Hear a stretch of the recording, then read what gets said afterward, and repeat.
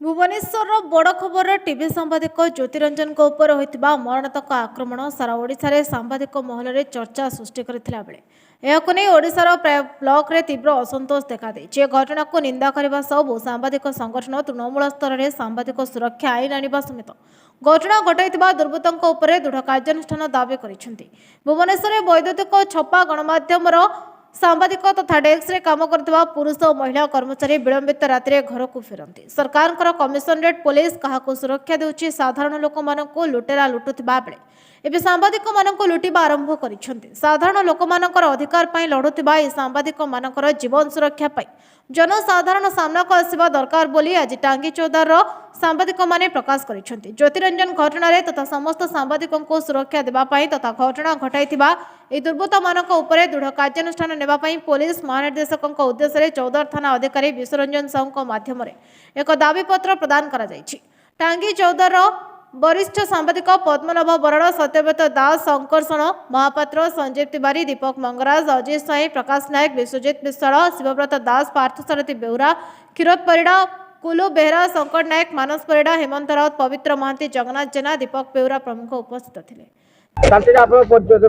अजित कुमार स्वाई जड़े सांबादिक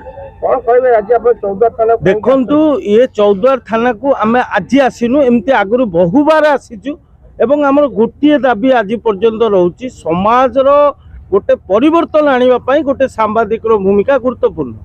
गाँ गहली सांबादिकों उपर आक्रमण होगा घटना अलग किंतु एवं जो निकट में भुवनेश्वर राजरास्ता उपरे सांबादिकों को गोड़े की आक्रमण कले अतर्कित आक्रमण कले यह एक निंदनीय घटना।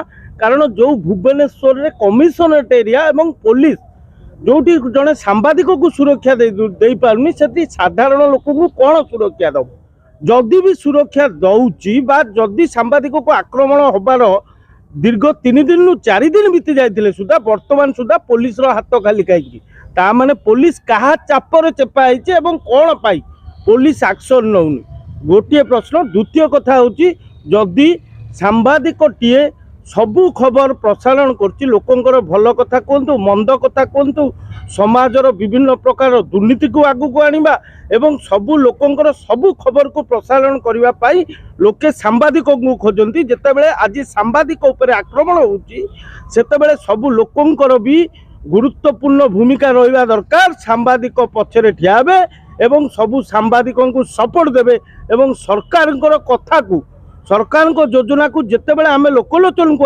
आणुचे सरकार भी नैतिक दायित्व रोचे प्रति सांबादिकों को सुरक्षा देवा एवं ओडिशा रे सांबादिक सुरक्षा आईन लागू करवा। अन्य पक्षरे ए जो सांबादिकों को आक्रमण होइछि ए आक्रमण पक्षरे जो माने अछंती जो माने आक्रमण घटैचंती समस्त को चिन्हट करी तुरंत आईन अनुष्ठान दृढ़ कार्यानुष्ठान ग्रहण करेंगे नइले आगामी दिन में सांबादिक माने घोर एकाठी हेबे एवं आंदोलन को तीव्र तीव्रतर करा जिवो। चौदारू दीपक मंगराज का रिपोर्ट, नायवती टीवी।